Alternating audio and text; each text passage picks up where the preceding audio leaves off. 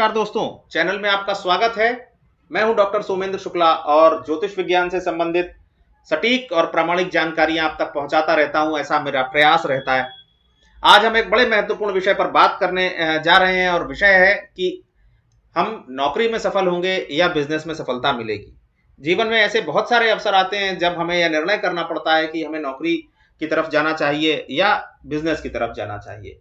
उसके लिए हम जगह जगह सलाह लेते हैं और फिर उस हिसाब से मूव करते हैं।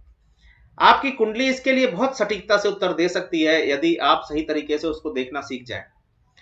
अभी मैं बहुत विस्तार में कुंडली की चर्चा नहीं करूंगा, किंतु इतना जरूर चर्चा करूंगा कि आप नौकरी में सफल होंगे या बिजनेस में।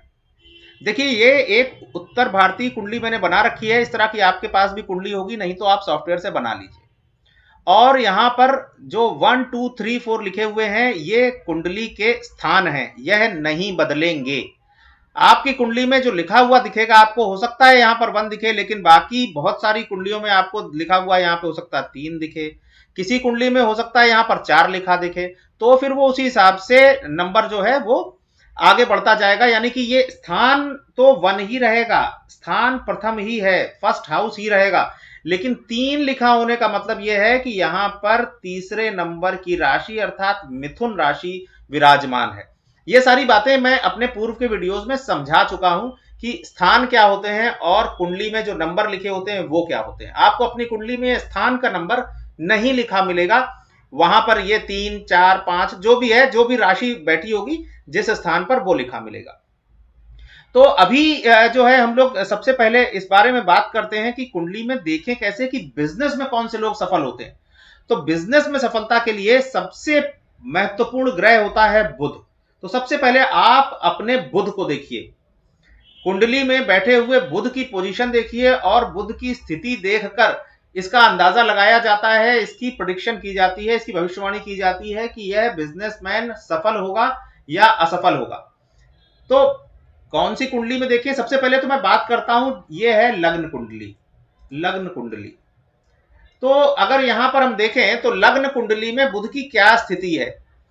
बुध की स्थिति फर्स्ट हाउस में, फिफ्थ हाउस में, नाइन्थ हाउस में सबसे अच्छी स्थिति मानी जाती है। यानी कि अगर किसी का बुध फर्स्ट हाउस, फिफ्थ हाउस या नाइन्थ हाउस में हो तो बहुत अच्छा बुध है, यानी चांसेस हैं कि वो बिजनेस में सफल होगा। इसके अतिरिक्त fourth house, seventh house, tenth house, इनमें भी स्थिति, क्योंकि ये केंद्र स्थान है, पिछले वाले स्थान 1 5 9 ये त्रिकोण स्थान कहलाते हैं, और इसके बाद अब ये जो स्थान है ये केंद्र स्थान है, इनमें भी अगर बुध हो तो भी उसकी स्थिति अच्छी मानी जाती है। इसके अलावा बुध अगर 11th हाउस में, बुध अगर सेकेंड हाउस में या थर्ड हाउस में हो तो भी बहुत बुरा नहीं है। यानी कि सबसे पहले चेक करेंगे हम बुध की स्थिति। या फिर बुध उच्च का हो। उच्च का हो इसका क्या मतलब है, बुध कन्या राशि में बैठा हो, यानी आपकी कुंडली में जहां 6 लिखा हुआ है वहां पर अगर बुध बैठा है, जैसे यहां पर अगर बुध हो तो बुध उच्च का है, उच्च का हो, या अपनी राशि में हो। बुध की कौन सी राशि है, अभी हमने ऊपर देखा, अपनी राशि में हो, यानी यहां पर अगर बुध बैठा हो तो बुध अच्छा है। अब बुध खराब कब है, बुध अगर छठे स्थान, 8वें स्थान या 12वें स्थान पर बैठा हो तो खराब है। लेकिन अभी तो मैंने कहा था कि ये बुध यहां पर अच्छा है। हाँ, छठे स्थान, 8वें स्थान या 12वें स्थान पर यदि बुध बैठा हो तो या तो वो अपनी राशि में हो, या वो मिथुन राशि में हो, या वो उच्च का हो। अब अगर बुध की स्थिति हमने देख ली, अगर छठे, 8वें और 12वें में है तो ही केवल देखना है कि वह या तो उच्च का हो या अपनी राशि में। बाकी इन स्थानों पर कहीं पर भी बुध बैठा हो तो बुध की स्थिति ठीक मानी जाएगी। यह आपको लग्न कुंडली में भी देखना है, या जैसे जो ये कुंडली बनी हुई है ये कुंडली लग्न कुंडली है। आप जिस भी सॉफ्टवेयर से बनाएंगे उस सॉफ्टवेयर में आप नवमांश कुंडली चेक करेंगे तो नवमांश भी सेम इसी तरीके की कुंडली मिल जाएगी, उसमें भी बुध की कंडीशंस ऐसे ही देखिए। उसी तरीके से दशमांश में बुध की कंडीशंस देखिए। अब आपको तीनों कंडीशंस में, तीनों कुंडलियों में बुध की क्या स्थिति है इसका अंदाजा तीनों कुंडलियों को देखकर लग जाएगा। अगर तीनों ही कुंडलियों में बुध बहुत अच्छा है तो निश्चित तौर पर अत्यंत सफल बिजनेसमैन बनने के योग हैं। 3 में से 2 कुंडलियों में भी अच्छा है तो भी बिजनेस में सफलता प्राप्त हो सकती है, इसमें कोई दिक्कत की बात नहीं है। कौन सी 3 कुंडलियां? लग्न कुंडली, नवमांश कुंडली और दशमांश कुंडली, जिसको कि हम लोग बोलते हैं D1 चार्ट, D9 चार्ट और D10 चार्ट। लग्न कुंडली, नवमांश कुंडली और दशमांश कुंडली। तो तीनों में बुध को आप चेक कर लीजिए। इसके बाद आपको चेक करना है एक तो दशम भाव। दशम भाव जो होता है यानी कि ये जहां 10 लिखा है मैंने, ये स्थान होता है कर्म स्थान, इसको चेक कर लीजिए। यह मजबूत होना चाहिए। मजबूत होना चाहिए इसका मतलब यहां पर अच्छे ग्रह उपस्थित होने चाहिए। इसी तरीके से लग्न को भी चेक कर लीजिए, यानी यहां पर भी अच्छे ग्रह यानी आपके बेनिफिक प्लैनेट्स, शुभ ग्रह यहां पर उपस्थित हों।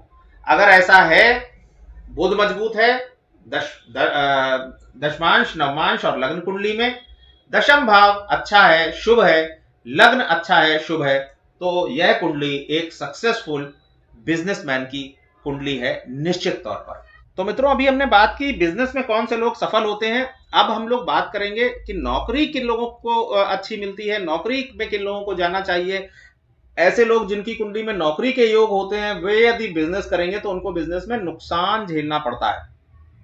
नौकरी का कारक ग्रह है सबसे पहले तो शनि, और अति उच्च पदस्थ नौकरी का कारक ग्रह है सूर्य।